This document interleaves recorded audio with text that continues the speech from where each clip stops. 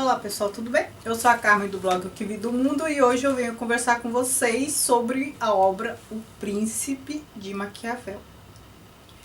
O que dizer dessa obra?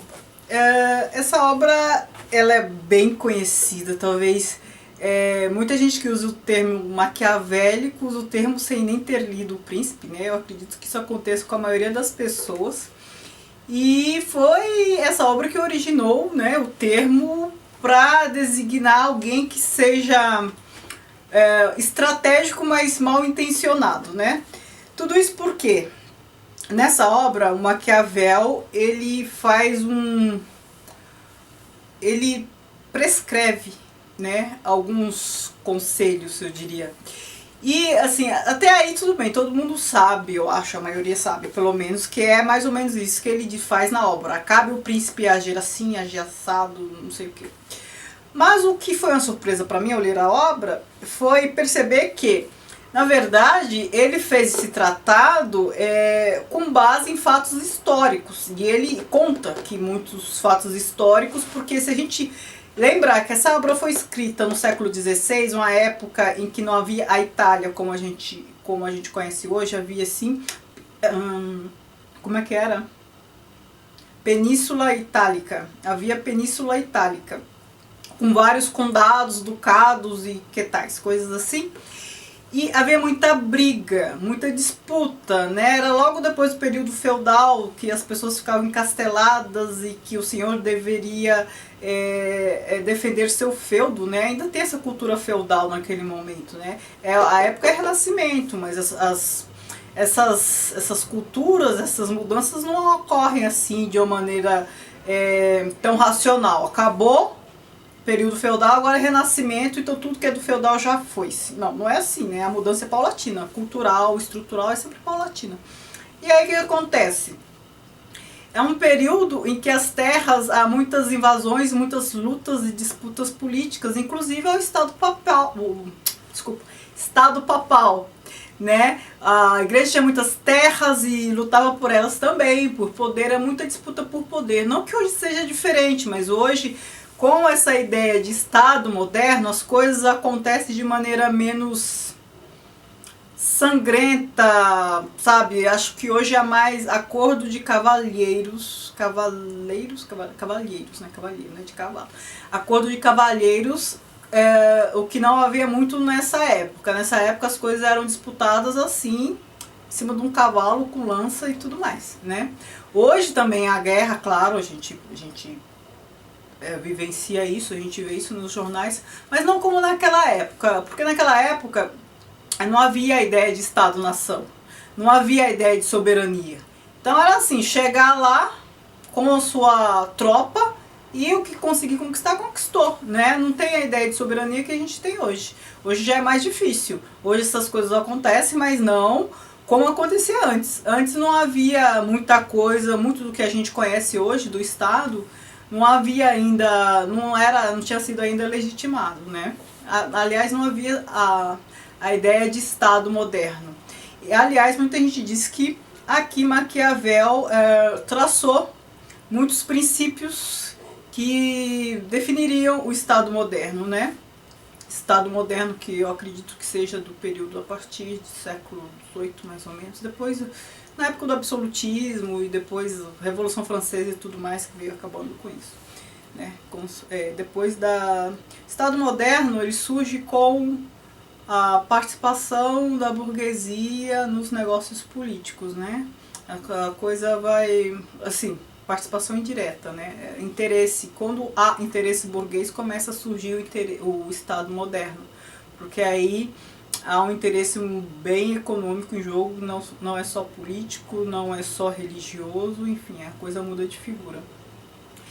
Então é nesse contexto que Maquiavel escreve essa obra, né? Lá em Florença. Eu fui em Florença, vi o túmulo do Maquiavel, vi o busto dele, vi o lugar onde ele trabalhava, né, era uma partezinha da Galeria do Uffizi, eu acho.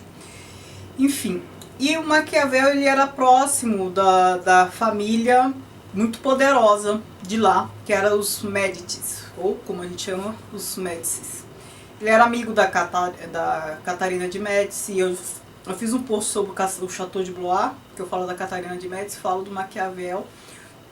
O filme, quer ver? O filme A Rainha Margot.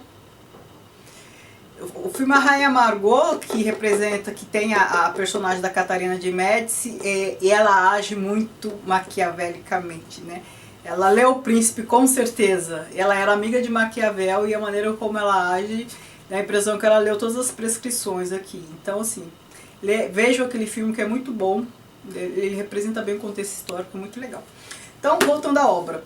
Então, Maquiavel, ele, na verdade, ele faz essas prescrições, mas fundamenta. Então, ele fala, deve o príncipe isso. E aí ele conta por que ele acha isso. E aí ele embasa as suas prescrições com fatos históricos. Fatos históricos não apenas da Península Itálica, mas de países próximos, como França. Então, assim, não faça como o rei da França, que fez isso. Então dá a impressão que ele constrói essas máximas, não sei se eu posso chamar assim, mas ele constrói essas máximas não porque ele é um premeditado ou mal intencionado. Na verdade, a impressão que eu tive foi que ele sistematizou, a partir da realidade que ele via, de todo o contexto político, ele sistematizou alguns princípios que poderiam ajudar um príncipe a sobreviver, né? Então, ele dita algo como, vou ler aqui uma passagem, só para vocês terem ideia. É preciso ressaltar que, ao se assenhorar de um Estado, aquele que o conquista deve definir as ofensas e definirá as ofensas a executar e fazê-lo de uma só vez, a fim de não ter de as renovar a cada dia. Assim será capaz de nos homens inspirar confiança, conquistando-lhes o apoio ao conceder-lhes benefício. Aquele que age de outra maneira, seja por timidez, seja por causa de conselhos errados, terá necessidade contínua de manter na mão a faca e jamais poderá fiar-se dos súditos, uma vez que destes, por seu turno, não se podem fiar nele, diante das ofensas recentes e com frequência praticadas. Então, ele propõe, né, aconselha, mas com base em fatos históricos, né? E não é uma coisa assim, o príncipe deve fazer isso. Ele prova, narrando fatos históricos, ele prova por A mais B o que pode acontecer se o príncipe não seguir os preceitos que ele está traçando, né? E a história explica, a história ensina, né?